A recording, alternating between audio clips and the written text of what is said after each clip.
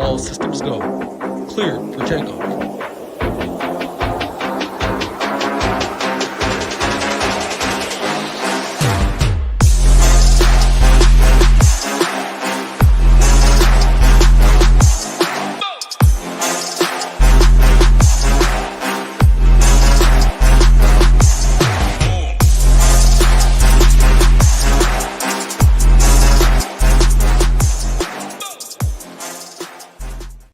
What's up, everyone? Tyler Tamboline here, aka ToeTagginTambo.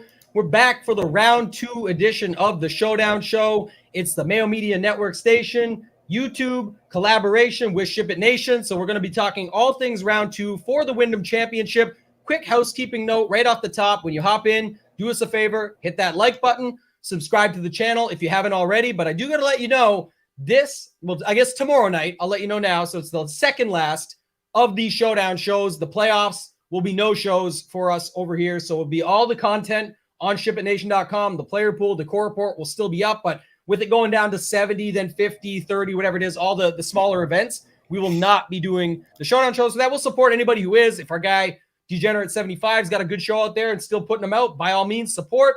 If not, maybe GS Luke DFS, another great guy, does these shows. I support anybody I can out there, but there's other shows that will be out there. But for our stuff, we're going to move it along. We want to focus on the business too. We want to get stuff ready for NFL. We've got a lot of great stuff coming down the pipeline, some wonderful meetings this past week. Even with me being on vacation, we're trying to sort of sort things out, finalize some things today. So we've got a lot coming. Like I said, no big announcements, no special guests or people that are going to be coming on. I'm sure you guys see that stuff all around the industry, but that's not what we're about. We want you to get better. Like the site says, everything you need to have success with DFS. It's a more of a training, like try to get you in place to get better at the actual game. Hoop, we got great guys. Hoop literally won the Millie Maker last season. His resume speaks for itself. I've been to so many live finals over these past years. I've crushed at King of the Beach. The trophies are behind me. There's going to be a lot of great NFL content on top of what the rest of our current team already provides. But our goal, as always, is the most value at the lowest price to give you what you need without, again, a lot of great sites out there, but without having to pay for all of them to have a bunch of different subscriptions that cost you $2,000. But if you want to have other ones, good news. Ours is cheap enough that you can go and get those, and some special information coming down the pipeline on that coming up in the next week or so. So Hoop, bring you in, man. I know we're talking golf here, but you're coming in off a huge night in the MLB, and we even got a little contest going on. As always, you like to give back, SHIPIT Nation, giving back to the people. You guys go to our Twitter, at SHIPIT Nation. Easy to find, easy to enter. All you have to do is follow us on Twitter, repost. Now you got to call it a repost, not a retweet, or call it what you want. Repost it out to the world, and you'll be in the draw. We're giving away two $222.22 tickets to the single entry leaderboard special on DraftKings for MLB. Hoop, bring you in, man. How you feeling today? Yeah, feeling good. Big night last night in the MLB streets, not only for myself, but I mean, a lot of members piggybacked and had big nights as well. The content was on point. A lot of Cubs obviously needed the Cubs again last night. They had a big night. And I was lucky enough to essentially sweep the board on FanDuel. Every single large field, high dollar, whatever you want to say, GPP, I won first place in. So it was a huge night for myself. And a lot of members had big nights as well, which is very important to us. Not only our wins, but also, having our members, subscribers come along for the ride as well. And we saw that last night, 2 nights in a row. I mean, our guy Hamlich, who does a ton of MLB content, had it 2 nights ago. I had it last night. Hopefully we go for a third. I'm feeling good tonight as well. So, yeah, the heaters are fun, the hoop heaters. Yeah, but it's just starting, man. NFL's right around the corner, and we're going to keep this thing rolling. As Tambo said, a lot of planning going into the NFL product. We have some big announcements coming up next week in terms of what that product's going to look like and some opportunities for people. But, now's a great time to get in. Like Tambo said, this will be the end of the Showdown shows here, but it's just another reason to become a member, because we will have our content posted on the website over at shipitnation.com. So no video, but we will have content to finish off this season, and hopefully we can find some winners there. It's a good time to get in, like we're saying. I mean, we're in full planning mode, and we are very, very confident in the product that we're going to be offering this NFL season. And the best part about it is prices aren't going up. And I mean, you get everything, like everything for a very, very reasonable, lowest all-in price in the industry by far. and you're getting quality content, not just the picks and plays, but we got tools, projections, ownership, all that coming as well. So it's the cheapest all-in price, and when you factor in everything you're getting, it's by far the best value. Yeah, always our goal. And like everybody talking to chat, time to get even hotter. Great win last night, Hoop. Nothing feels better than a hoop heater. I just pulled them all up, but this can carry over to golf. So let's do it, man. Let's get into some golf here. We'll talk through it. I got to enter my baseball lineups because I forgot that. I had them set aside, so I just didn't get them entered. But just in general, let's look at the weather first. I guess one thing quick, Hoop, just on the cut line, because we're at sort of the end of the round. Most guys are through at least 15, if not through 16. Only Peter Quest is remaining, it says, on hole 16. Beyond that, everyone's 17 or better. So we're just wrapping things up. It looks like I saw someone say Benny Ann was, I don't know if he's struggling on 18. Maybe the chat can let us know, but he's 2 back anyway. So Russell Henley, first round leader, if Quest doesn't do something crazy at the end here and just go nuts, but he's 4 under through 15. So I would expect the Henley chalk to get there, but loved Henley this week. Sometimes you got to eat the chalk, get different elsewhere. Svenny coming off a pretty good week last week, coming in through, coming clutch in here to start day one is solid. But just a quick note on everything else, like looking at it right now, cut line for tomorrow, currently sitting as the favorite is 2 under at around 43%. Again, that can sway either way. We'll have to wait and see how that shakes out. And then just some notes on today. The waves don't look crazy. Like I didn't see anything nuts there with the PM versus AM. We'll have to see how that affects tomorrow. But anything else there? If not, we can dive in with the weather. Anything else that you saw coming into tomorrow's round? Yeah, I mean, should have some. I mean, assuming our members followed our content, which hopefully they do, they're paying the money for it. I mean, pretty spot on so far through round one. I mean, I know Henley was in your core. I had, heavy exposure. Svensson was a guy that we liked quite a bit. Benny on, you were on Adam Scott. JT Poston was my pick to win. He's sitting at 5 under. Dietrich, we talked about quite a bit. Our guy Vincent Norman at the top. Steven Yager sitting at 3 under. Chesson Hadley, Brendan Todd. We were on a lot of these guys at the top of the leaderboard. So, winning, long-term PGA DFS, it can be challenging, but you got to continue to put yourself in the right position to have a chance to win. And based on, round one, I mean, I think, we should be in pretty good shape, and our members are as well. I'd say the content was pretty on point so far through round one. Yeah, my guy Steven Yager too let me down a little bit because he started so strong, then fell back a little. But other guys did the opposite. Everyone was writing, telling me to get the plane ready for Brendan Todd after the early double, and now he's sitting up 4 under or something. Last I saw 3 under, so he went double bogey, par, 4 birdies in the next 5 holes, a little steady par streak there, and then goes on with a couple more birdies down the stretch with a bogey at the last, but still pretty good day for him. So as far as weather goes tomorrow, it looks like a little rain overnight and in the morning. So we will get those softer conditions, I think, in the morning. No real wind, though, throughout the day. The temps don't get insane. They get up to like 85, 86, so it does get hotter in the afternoon. We always talk about it can be a little tougher, but I think you can easily mix and match tomorrow. The focus on the morning is common. Everybody does this now in the industry that does these shows and talks about it. So I think that's a starting point for sure. It looks like it's better. It's always nicer to go out in the morning in these things, get a little softer conditions, all that. Today was lift, clean, place. So I'm not sure if that's going to carry over. I would think it does, just because if it's wet overnight and in the morning, it's definitely possible, but we'll keep an eye on that. We'll note it in the Discord if it does come up. So once that is announced, if it is, we'll post it in there. But just in general, going to target some of those guys, but not, like I'm saying, I'm not going to get on this show right now and say only the morning guys. If they're not, I'm out. So we can look at it from that perspective. But I definitely think you can still mix and match, still working on the player pool over at ShipItNation.com. But let's dive in, Hoop. Let's start up top. Anything you have to add on weather? If not, let's go Steven Yager at 9,000, right up to my boy, Sung J M. He battled back a little bit for us, man. It was a rough start for Sung J, but got the ship righted and actually ended up getting to 1 under in the end of it all. Yeah, 1 under. That's not bad. Streak at the end too, by the way. You take that for sure.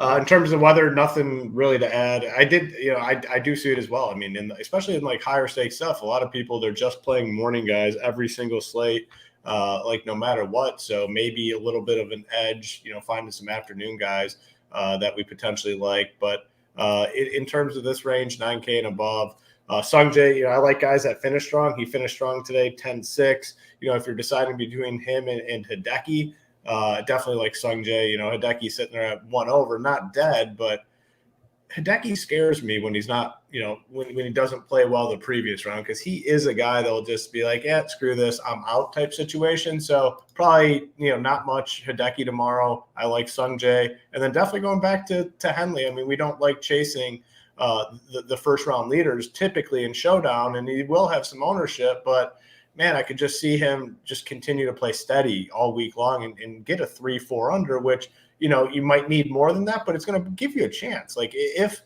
Sungjae and Hideki and Sam Burns struggle and Henley goes out there and shoots a 3 under, a 4 under, your teams are still in pretty good shape. So not a spot we typically like to attack, but I will be doing that tomorrow. Sam Burns, not really a guy for me. Adam Scott, you were on him this week. I didn't like him all that much, but 5 under today, I think fine play. Poston was my pick to win this week, 5 under. I think he continues to play well tomorrow, 9,400. Just been playing very, very solid golf for a while now. So in on him. Lowry, didn't really love him on the main slate. Played well today at 2 under. I think the price is fair on him at 9,300. I mean, that's he's straight up versus Denny McCarthy. He's a better golfer, and they're just $100 apart.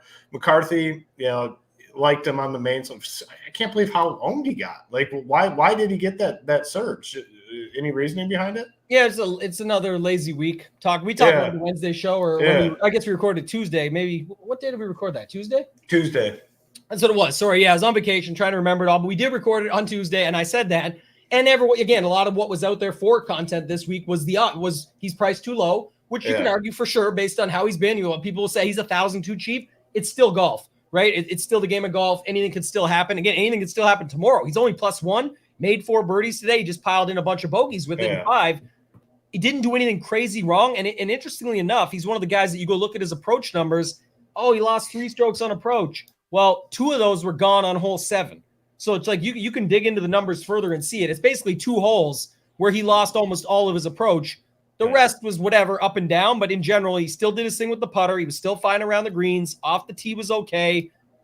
It's up to you what you do with him, but I'm just saying, like, again, if people loved him in round 1, he's for sure, someone that's going to come in lower in round 2 with a 90. His price went up to 9,200 from 8,700, and he had an over par round with bad numbers on paper. So you can think of it from that perspective as well. Yeah, makes sense. Siwoo, wasn't great today, sitting at even right around the cut line. I will go back to him tomorrow. And then our guy, Steven Yeager. I mean, we talked about him extensively on the Tuesday show. I just love him in these sort of fields. I mean, he just takes advantage of these weaker fields, which he should, and gets the job done. The price, I think, very fair at 9K. So, I mean, my favorites, 9K and above, Henley, Poston, and Yeager would be my top 3 here. I like these guys quite a bit. Yeah, one thing I will note real quick just on Henley, I had him tagged over here just to talk about, was a kind of a perfect storm in the way what I'll say. I'm just going to add one thing quick while I'm thinking of it. But the setup that we get with Henley tomorrow is that he's up there at 10-2. Everybody played him on the main slate. So anyone who has him in all their lineups, including myself, I just don't play like this. I've told you guys plenty of times on these very shows. I don't hedge this way. I don't say, oh, well, I'm already good on my mains if he comes through, because he's playing really well. He's literally the first round leader. And why I call it a perfect storm hoop is because, he'll get ownership. It will stay in check because everybody already feels very good about where their lineups are sitting in good shape with Henley. And at the same time, he's first round leader. So you've got a spot where he's still going to be 20% plus, but I do think it's somewhere where usually you could see it be 35, 40. Like you could see this guy get up there, especially I'm talking higher stakes stuff, $100 single entry qualifiers, things like that, where some will just say they're comfortable with it. And I kind of like that angle about him. I definitely like my guy Sung Jae. I'm not sure how many people will see what happened late and hop back on him. They may just say he sucked early. I'll stay away. The price tag's up there again, et cetera, et cetera. He finished with like 4 birdies in the last 3 with a streak. Definitely some good momentum coming into this round. So I think those 2 up top stand out for me. Scott was a lot of putter, so I'll just make that note for everybody there. But again, good guys. If he doesn't putt as well as he did today, I'll bring it up quickly, but I think he gained almost 4 strokes with the putter, 3.5 strokes with the putter, but still 7 birdies on the day, took care of the par 5s. The approach was pretty solid. It was 2 holes that cost him, and he still gained on approach. So, I mean, he was still playing good all around, off the tee, everything else, similar to Aberg, who we'll get to in a second down there and who Kevin asked about. But up there, it's him, It's Henley guys I like for sure. And then I wanted to look up Siwoo real quick. Siwoo was, so Siwoo, 4 birdies on the day, solid off the tee, solid on approach, pretty consistent there, lost almost 3 strokes with the putter. Yeah. And I like guys like that for Showdown, so I think he's good at 9,100. And then, of course, I'm sticking with Jaeger. So really, it's like 4 guys up there for me, 3 you've got. So kind of in the realm of the same page at least, and just some notes to make on that. Anybody else you want to talk about up there? If not, we can move on to this 8K range, which is JJ Spawn and Taylor Moore, all the way up to Justin Thomas, even par today, but no scoring, at all for Justin Thomas. So what does he need to advance to next week? I believe it's a top 15, if I recall correctly. Man. So I guess make this cut tomorrow bad. It's a lot of pressure. I guess the one thing for Showdown is he's firing. Like, he knows he's going to have to make birdies. Like, he's going to be firing pretty damn hard. I haven't played him at all. Like, I have not played. You know that. I mean, we've been on the shows. I said I'm off him. He's playing like shit. If there was a spot to play him, I think it is tomorrow. And if I do make 150 teams, which I don't know what I'm going to do yet, but if I do make 150 teams, this will be the first time I'm playing JT in a very long time. He's got nothing to lose. He's got to go out and make a shit ton of birdies from now through Sunday, right? I mean, he needs a lot. Yeah, I know he definitely needs to make the cut. Don't get me wrong, but it's Showdown. So if he doesn't make the cut, it doesn't matter. It's just for tomorrow. This is the also, first spot. Like you said, not to cut you off, but you just fire at that point. Like, if he comes out and makes a couple bogeys, just fire away. Literally try and ace, try and hold out. Like, again, not saying he can. My point is what you want for Showdown. Those couple bogeys don't hurt people like they think. Like, it's not all about bogey-free round. That's a bonus. It's how much can they fire away and score for you versus, again, not to take away your steam here, but like Lowry had a great day today, 2 under, but he doesn't make a lot of birdies. He can, but typically he doesn't. So it's like, do you want that, or do we want a guy like JT who's just firing and hoping that he can make 6 birdies on the day? The thing with JT, it's like he's not going to stop. Like, if he gets to a comfortable point tomorrow where he thinks he's inside the cut line, let's say he gets to 3 under or something early, whatever, and okay, I'll just make pars to get there. No, he knows he's got to get to 15th place or whatever it is by Sunday. He has to keep his foot on the throttle. I think he's a really good play tomorrow. I mean, now that we're kind of talking about it, and I haven't played him in 2 months, like, that, but just from a Showdown perspective, phenomenal play tomorrow. I actually really like him now that we've kind of talked through this. So JT, I'm on. First time. I can't even it's been a while.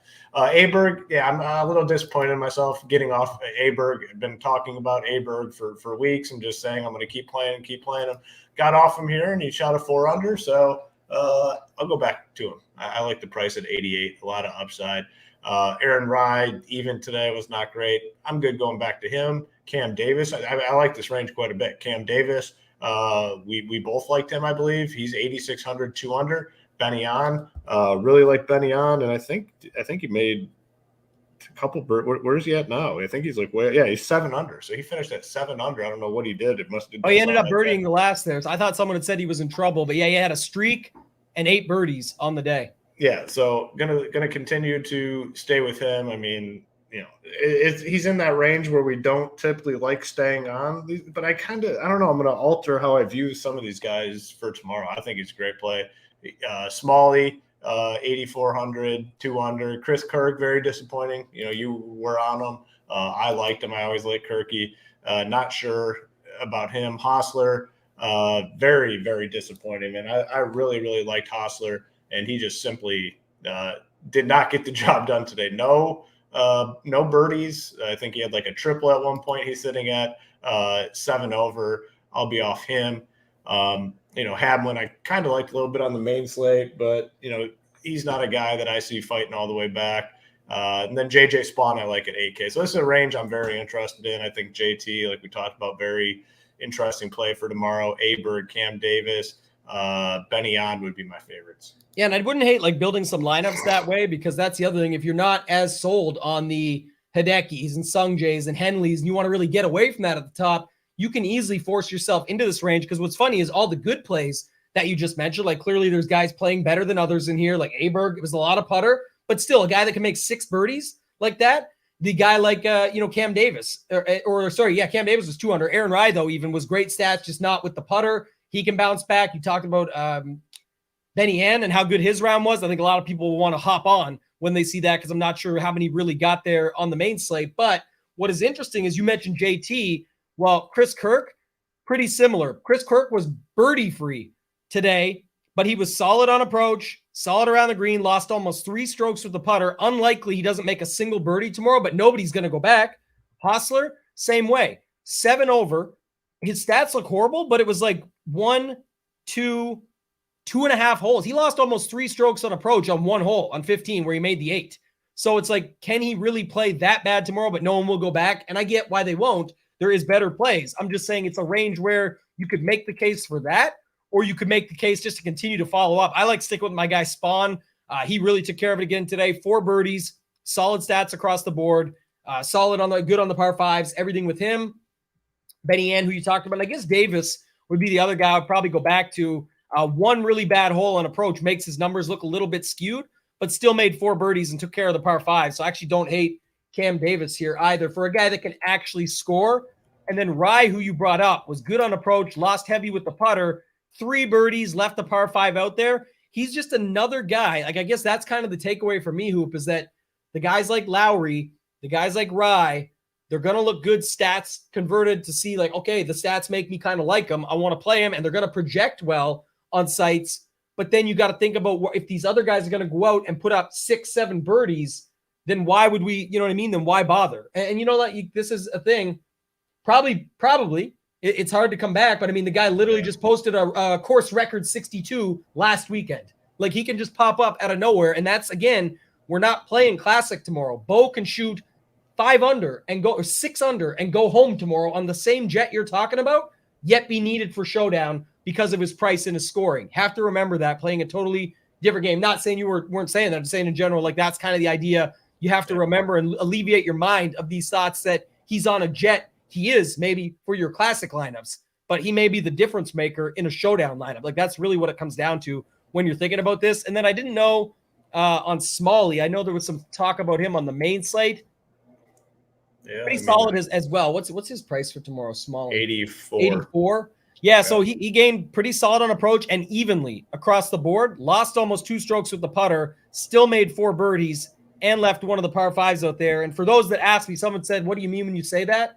I'm saying he left it out there. Like, he didn't take care of business on the par 5. Typically, that's going to be your scoring opportunities. At this course, it is for sure. And if you're not taking care of those, that's going to affect your numbers. So I always think that's an opportunity. There's variance in it. Maybe they make a long putt somewhere else and miss a short one on a par 5 where you think they wasted the par 5, but then they made a 40-footer on the next hole on a par 4 tricky one. That's the variance in it. But just in general, definitely think about it from that perspective. Anybody else up here you want to talk about, Hoop? If not, let's go to this 7,900 down to 7,500. A lot of guys at 7,500. 79, you've got Cole, your boy, and Patrick Rogers. Who are you liking in this upper 7K range? Yeah, so again, I mean, it's going to be pretty similar to the main slate where you probably don't want to go too low on the in the 6K range. There's just not going to be a lot down there, so there's naturally just going to be more 7K guys that we want to go with. Eric Cole, I think, is fine. Patrick Rogers, good round. I kind of wrote him off and just don't play him anymore. Brendan Todd at 7,800, 3 under, I think is totally fine. Our guy Vincent Norman, 4 under today, 7,800. Liked him quite a bit on the main slate. Batia, pretty disappointing, but to me, he's a guy I think that can bounce back and make some birdies. Thomas Dietrich, 7,600, another guy we liked, or I liked quite a bit. He's sitting at 4 under. Mark Hubbard was a guy that kind of disappointed us a little bit, but I like Mark for Showdown purposes. Like, he comes out and he can make birdies, he can make eagles on occasion. So I'm in on Hubbard for sure to kind of bounce back. He's 2 over. Lucas Glover, we touched on, 4 under, continues to play pretty well. And then our guy Svensson, he's sitting at 7 under. Likely to get some ownership tomorrow, but man, I liked him, and I'm fine going right back to him. And again, another guy that's playing solid golf, and for me, I don't see any reason to get away from that. Yeah, I kind of like Patrick Rogers at the top. You guys know what I think about Cole. I've played him a little more lately. The main thing is, like, again, look at him today, 6 birdies. Even with that horrible 7, and we went a 5-7 back-to-back on 10 and 11 to lose 4 strokes there alone. Another birdie later on. He left the streak out there. He left 1, 2, 3, for four streak opportunities out there in the way that his card shook out where he could have made a streak. And so that would added to his points. Obviously a guy that can score, but the Rogers one stands out to me because for those that have been following any type of golf, and this is just me carrying it over. It doesn't mean it's going to happen, but just saying Rogers has been sniffing it a little bit. Like he lost in the playoff to Akshay Bhatia, who you just mentioned a couple weeks back, came out and still had a little bit of firepower. And then I think it was 9 under last weekend. He missed the all 4 under 70 by 1 birdie. So it's like, again, he's a guy that scores. And then you look at him again today, 4 birdies, only 1 bogey on the last. So almost bogey free, solid approach numbers across the board, great off the tee, good around the green, really just lost a little bit with the putter. It wasn't anything too serious. And again, if he's sniffing it, he's in the mix a little bit. T15 right now. It's only 1 day, but if he can find his way through tomorrow, this is a guy that's been playing good golf lately, that when you get there, that's kind of how you see that stuff carry over. Todd is another guy tagged as interesting because another guy I feel like people are very thankful that the double bogey was there and then he made it up. He's at 3 under. This is funny about Todd. I told you earlier, 2 under is 43% to be the cut. Todd is 1 through the cut as of now. Again, it'll probably go up to 3. Let's just say it goes to 3 because it's easier tomorrow, maybe even more. Yeah. But my point being, people are having him as like, he made the cut now. That's how people think because he escaped the double bogey and he got to 3 under. But the point is like that it's not safe at all. This guy could go out double bogey the first and then not bounce back tomorrow and disappear completely. But again, that's why it's funny that I think you'll see at least his ownership kept in check for Showdown because people are thinking that they're already safe on their main lineups and they're just thankful that he didn't screw up completely. He can go off the rails tomorrow, which would not help your Showdown lineups either. But all I care about is, again, if you want to play him and think that his ownership is going to be in check, I think it's actually a fine spot. You mentioned Norman. Bhatia is a guy, again, that's like you said, nothing special today, but horrible approach numbers, horrible number on the card at +2. You think it's trash. And then you go and look, his approach was really 2 bad holes. And then on top of that, he made 2 birdies and an eagle on a horrible day. He's the guy that's going to go out and do what we talk about, almost like some of the other guys we play often in Showdown, like usually a JT before he was in that. Some other guys that come to mind, Hubbard, who you just mentioned, Sahith Theegala, another guy that we always just say is just a Showdown play because up, down, up, down. That's what you can see with him tomorrow. Like he had 4 bogeys, a double bogey, 2 birdies, and an eagle. That's the type of scorecard you want with a little more scoring to go with it, but maybe that's tomorrow. Dietrich, another guy, one common theme I've seen with Scott, Aberg, and now Dietrich. A lot of people will look at it and just say it was all putter. Well, you need to find a putter here at some point to get these birdies. And if you look, when it is that putter, you've got 1, 2, 3, 4, 5, 6 birdies and a streak for Dietrich today, and he's at 4 under. Like, again, him, Aberg, Scott made a ton of birdies. That's what the putter does for you. But even if they come back down to earth, there's still opportunities out there because they score so much that they'll miss a few more putts, come back to earth a little bit, but they'll still be able to score for you overall. And then Hubbard, who you mentioned, lost 4 strokes almost with the putter, 3.67. He gained off the tee, gained on approach, left one of the par 5s out there, and still made 3 birdies. Like, again, this is a bad day for him, horrible day, and they're getting 3 birdies. Lowry on paper is 2 under, an amazing day, and it's 3 birdies. Like, that's the point. There's grinders and there's scorers. We want the scorers in Showdown. So I'll bring it up again. And then Glover was the last one. 5 birdies, 2 sides of a streak were left out there due to putter, really. Left both of the par 5s out there. I think Glover is pretty solid tomorrow at 7,500. Anybody else you want to talk about up here? If not, we can move on to this next 7,400 down to 7K range. Yeah, like I said, I mean, I kind of want to avoid 6K as much as possible. I think there's a big gap between 7s, even low 7s and 6s. So a lot of guys in this range that I'll have some interest in for tomorrow. Højgaard at 7.4, he's sitting at 2 under. I like him in Showdown format. Been playing a lot of Garrett Higo. 1 under today wasn't great, but I think he has a big round too. I'm going to continue to stay on him. 7,400, I think, is a fair price tag. Justin Suh, 7,300. Dougie Yim, I mean, been talking about Dougie Yim basically every single week. Had the one missed cut at the Genesis. Outside of that, a lot of top 20 finishes. He battled last week. We talked about it. He was 5 over in round 1, fired at 8 under in round 2, and continued to get better and finished T27 last week. Like, if he freaking shoots even round one, like he's in contention to win that thing. But he played well today at 3 under. Andrew Putnam, 7,300. I'm fine going to him. I know a lot of people will probably go back to Webb Simpson. He's sitting at 72. I won't be playing Webb, but I think some people will. Lindheim, what was his ownership on the main? Did he end up getting a lot? Who's that? Lindheim, or is that how you pronounce it? Yeah, Lindheim. I actually didn't remember because I was saying he was getting some late steam. I don't think it ended up being as much as you think. Okay, yeah. I know a lot of people are talking about him, so I was just curious. Callum Tarrant, a guy that we like playing. He's 2 under, 7,100. I think that's totally fine. David Lipsky, sitting at 3 under, 7,100. Our guy Neesmith, Quest, you could play down here. And I think that's about it for me in this range. My favorites, Higo, I have to just stay on Higo. Higo, Doug Gim, and probably Taram are the 3 that I like the most here. You love Higo. Higo's another guy that's insane. Like this guy's stats are horrible. 1 under, fine. But then you go and look, another guy for just another example, almost like I was talking about with Bhatia earlier, where maybe people go away from him for this reason. And 3 birdies, left 2 sides of a streak out there where one of them he lost with the putter. Like he could have just closed out 4 in a row. That also included an eagle on one of the par 5s. So who cares how he got it? 3 birdies and an eagle. And, 2 sides of a streak were right there where, again, he could have pulled that off too. Again, there's variance. You don't just get a streak. You don't just get a par 5. I'm not saying that. My point is we're looking for opportunities in Showdown, and that's where you pull it with a guy like Higo here. So I think that's at least interesting. And then I had some other guys I wanted to talk about quickly, so just let me pull them up. Taryn, who you mentioned, your guy, you've loved this guy forever. I just wanted to pull him up and see. Again, so off the tee looks horrible, but it was 1 hole on 15 where he paid the price. He ended up getting a double bogey on that par 5, but you can look at that as a positive because he can find that. But tomorrow maybe he does better on that. But in general, 5 birdies, took care of the other par 5, and again, 2 sides of a streak out there where he's very makeable on both of those holes. So he's a guy that can score, and his price is pretty fair at 7,100. We just saw Kevin Yu go nuts last week.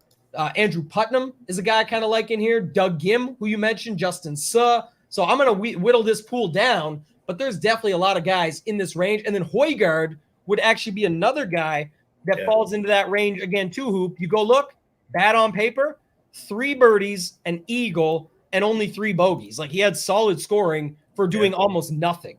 And he's right there with it. Like that's the point of a guy like him versus the guys I was mentioning earlier. And then last, the one thing I wanted to bring up is I think people will play Simpson. And it's not really like he was high owned on the main slate. We teased about that. Like the course history king. Well, sure enough, he's still got it for that reason. 5 birdies today, left one of the par 5s out there. I just think he's a guy that people say, I knew I should have played him. The course history was great. Let me go check him out and try him out tomorrow. And then it goes back against them, right?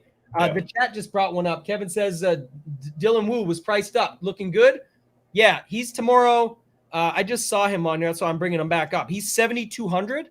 He's another guy. Stats don't look great on approach, but not like he did much anywhere else crazy. But either way, 5 birdies and left one of the par 5s out there. One of the par 4s horrible on approach, where, again, he could have had a look at a streak at one point, and multiple possibilities, like 8 would have been a streak with 9-10, 11 would have been a streak with 9-10, 14 would have been a streak with 13-50. These guys just give you scoring opportunities. Also, Dylan especially. Brandon's solid too, but Dylan can get really hot with the putter. That's the thing about him, and that's a guy you could like. Brandon Wu, by the way, 3 birdies and left both of the par 5s out there. So 2 interesting guys there in that range. Lindheim, by the way, only 6%, 5.85.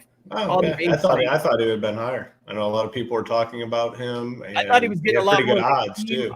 I put him up to, I think, 7.5 or 8%. I really thought he was going to get there, and it was mainly because I was toying between what happened. He either comes in at 6 or he comes in at like 10 or 11 and high stakes even more. It just kind of fell in the middle. So, I went in the middle. It fell down below, and that's just the way it goes. But sometimes the projection sites aren't everything, and I've noticed it. I'm going to take this into consideration moving forward. The lazy weeks are where you see it affect it less because people just go. The other stuff gets so crazy. Like it was Denny was like 10% higher than everyone had him for. Brendan Todd, even we gave him late steam to like 13% or something, and he still came in at 19. Like some of these guys, it was just the last minute movement that's the way it worked out. And then one last guy for me, Hoop, and then I'll let you do whatever you want with the 6K range. But this guy also falls into it, looks horrible on paper, even, who cares, doing nothing.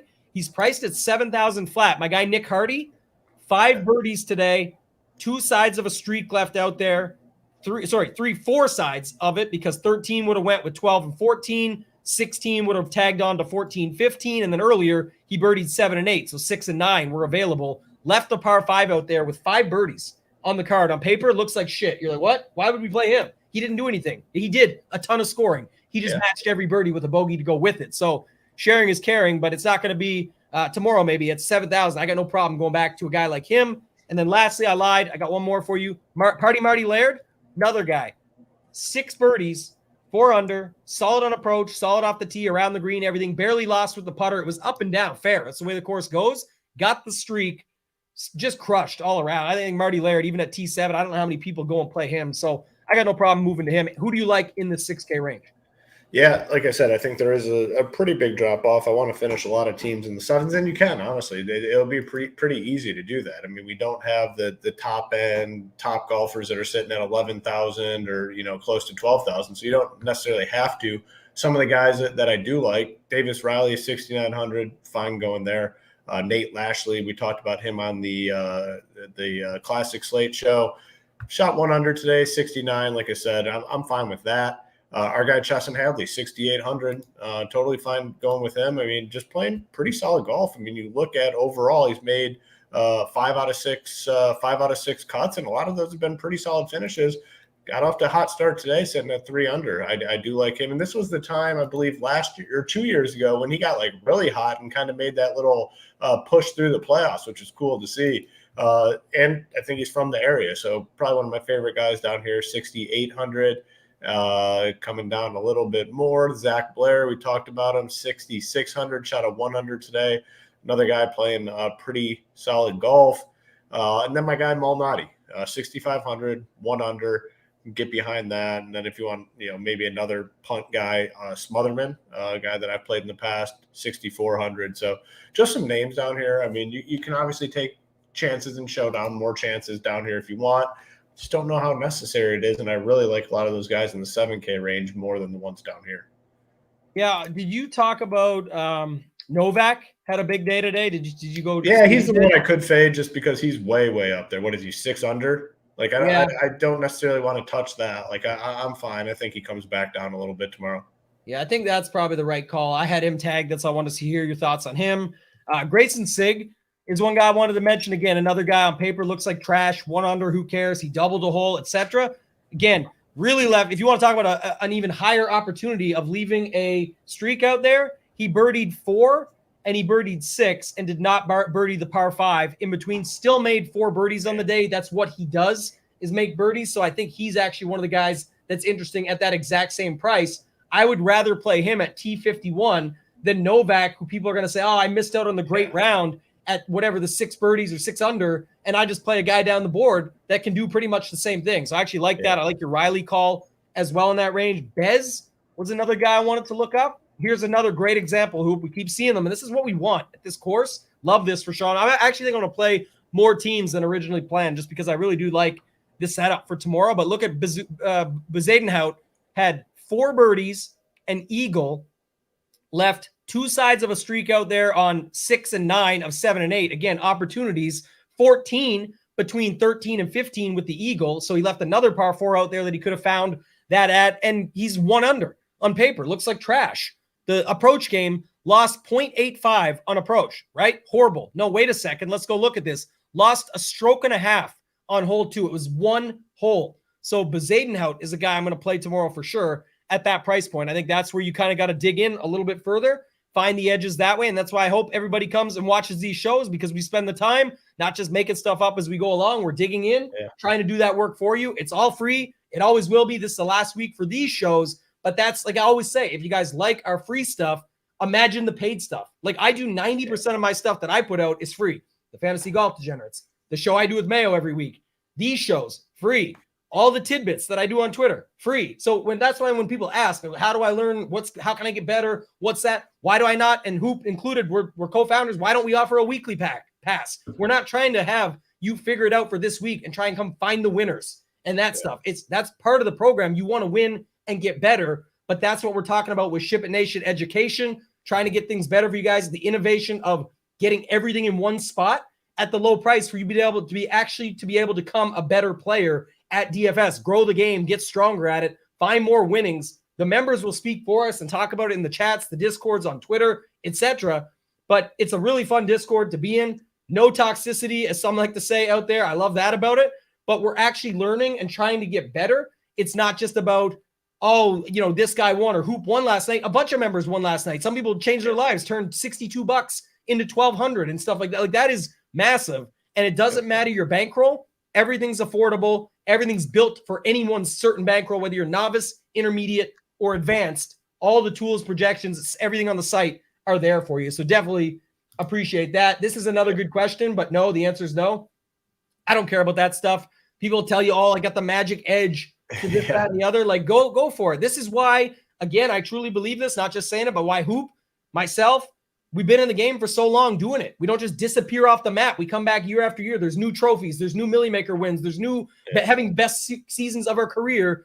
It's not a brag. It's to say that's the point, though, because that's why we don't offer, you don't have college football and this and that. There's experts out there for that. ETR, I'll talk up a competitor because it's interesting. If you're my turtle, awesome dude, Alex. I've met him a couple times this year. Great guy. Him and PSU have a wonderful college football product.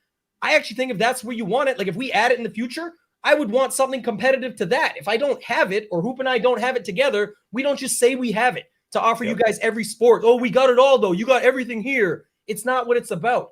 What can you actually do? Live your day-to-day life. If you work full-time, have a family, significant other, kids, whatever it may be you want to set up for, we're trying to make it easier for you to play well, get better if that's what you want, which I think that's what you should want. That's why we have a 30-day only minimum package to get in and try it and say you're in. You can't just sign up for the gym for 1 week and expect results. And if you don't get them, be mad. You got to put the time in. Nobody cares. Work harder. That's part of it. That's why it's all about. So we have it set up this way. I truly believe the reason we're in the game is because we don't try and play and brag and say that we play every slate, every sport, all this. I don't do that.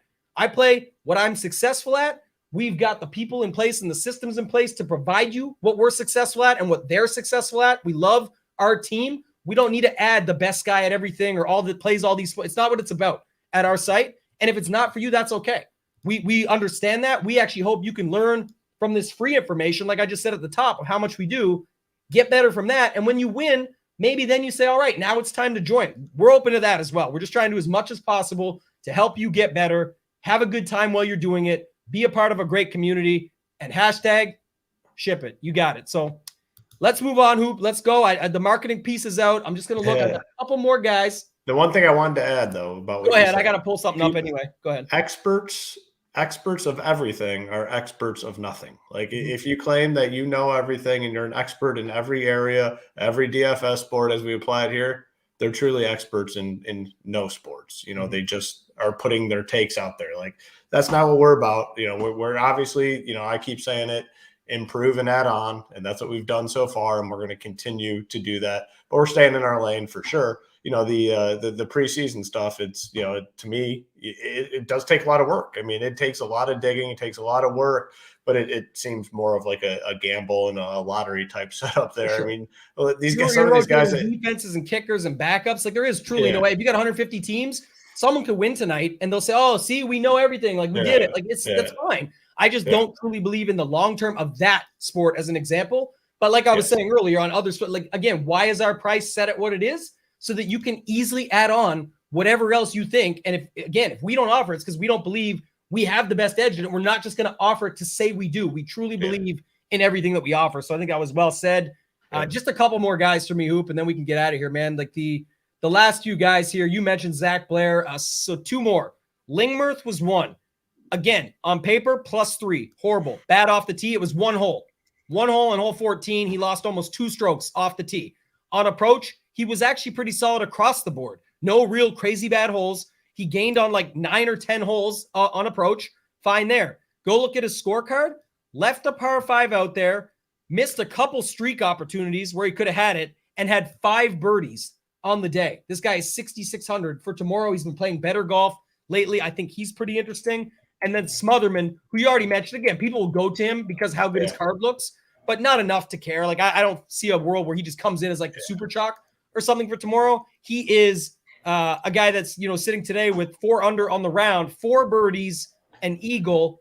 The streaks were on both sides of the birdie eagle early on. The middle of that, like 5 and 7, he could have made one there. And then the par 4 in between 13 and 15, he had more opportunity to score. Again, all about opportunity, as we always say in Showdown. That's all I care about. Anyone else at all, I guess, that you want to talk about, Hoop? Because I was going to say one more. Carl Wan.